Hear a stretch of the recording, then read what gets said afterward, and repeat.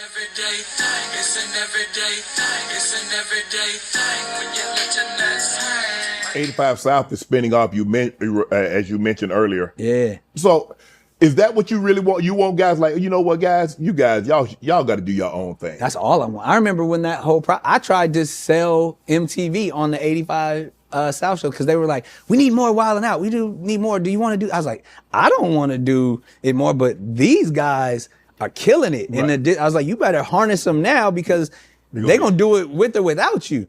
And they just didn't see the vision. Right. And I was like, and I remember telling them, because they was like, yo, you want to be a part of this? I was like, I'll support it however I can support it. Like, my platform is your platform, but that's y'all shit, and y'all killing it, Right. and it's authentic. So, I mean, even the business people that they have behind them, they're all so, like, connected and share a same vision and Right. really aligned. So I didn't even want to tamper with that other than telling the suits, y'all better pay attention to what they doing over here.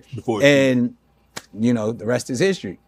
Did you fire Karlous at one time? You fired Los? That's what I'm saying. I didn't fire Karlous.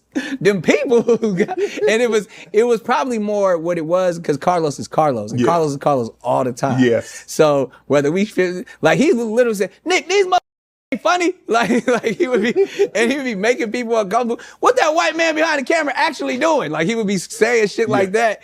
But we cracking up laughing, but it's literally people getting nervous. Yeah. And so there was that aspect of Karlous' energy, which we all love, Right. but it made, you know, the network people nervous. And then, just like what I said before, we all got people. And I think at that time when we have a cast of 20, Right. and everybody's agent wants them to make as much money as they possibly can. Yes. So I think whatever happened, because I clearly wasn't involved, I was like, yes, I want Karlous here. And they were like, well, his agent wants this, and the people, and we played it up because the way I feel about Wild 'N Out, no one's ever fired. Right. You might not do this season. Right. But we'll get you back next year. Right. You might go off and do a movie this season. You might be focused. It's an open door policy. And so we played it up where he's like, Nick fired me. And I was like, yeah, I did it. But I had nothing to do with it. But in that sense, I damn sure made sure that Karlous was back. And then when he came back, and we could afford him, and it could, like, however that ended up working out, I was like, yo, we got to make a big deal out of this. And we made a whole episode where he was the team captain and all of that. And Because when they do Wild 'N Out, they have success in Wild 'N Out. Guess what? Now you be able to go on tour, do your own thing. 100%. You get to go do 400 or 500, 600 seat theaters and make money. And it's literally a launching pad. Yes. Okay. And that's the blessing that it not only will people see you successful, and that's because it's no holds bars in there. It's literally the gauntlet, and they feel like, yo, if he can make it there, he can make it anywhere. Yes.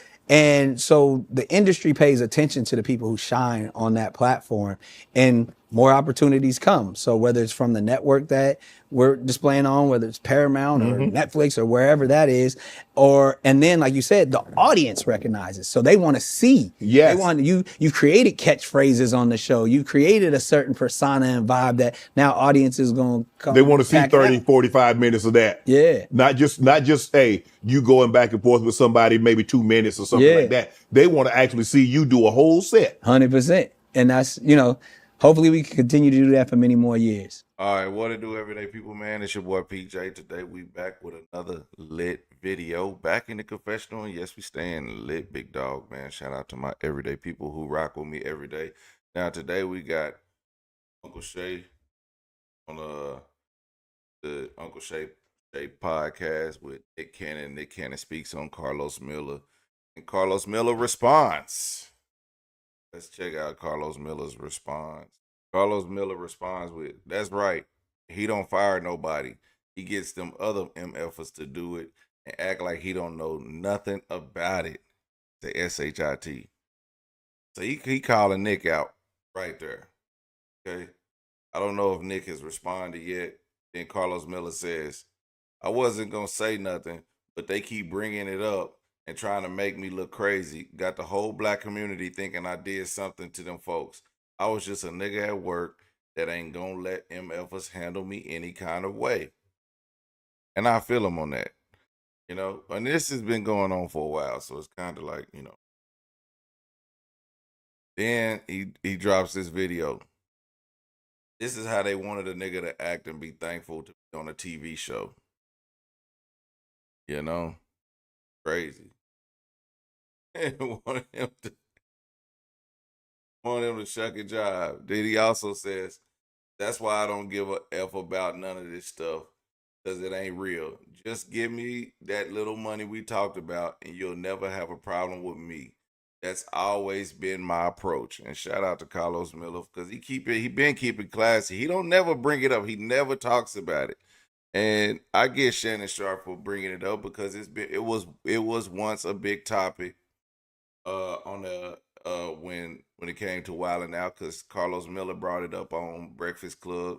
Well, no, Karlous Miller didn't bring it up. The Breakfast Club brought it up, and he was like, and then the Breakfast Club brought it back up when Nick Cannon came on, and that's where that happened. So if you've watched this over the years, you've kind of seen it.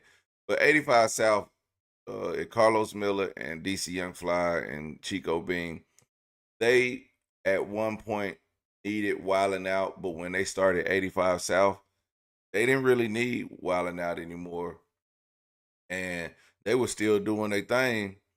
And nobody really noticed that Karlous Miller wasn't there, but they were still doing 85 South all around. They were still going around doing 85 South. So it's kind of crazy that when they started bringing it up, people noticed, and it was like, well, why you ain't been back on Wildin' Out? And Karlous was like, shit, y'all tell me. I don't know. It was really like, y'all tell me, because he don't know. I get him. You know what I'm saying? But at the same time, Nick just got to hold the L on that one, man. When you the executive producer of the show, you gotta hold that L. It was other people making the call, but ultimately it was you, because you brought him back on there because ultimately you made the call. But some other people got rid of him without, telling you. And I think Karlous Miller was one of the funniest people on there. There's a lot of people whose jokes be missing on the 85 South, but Karlous Miller's jokes never miss. So shout out to him, man.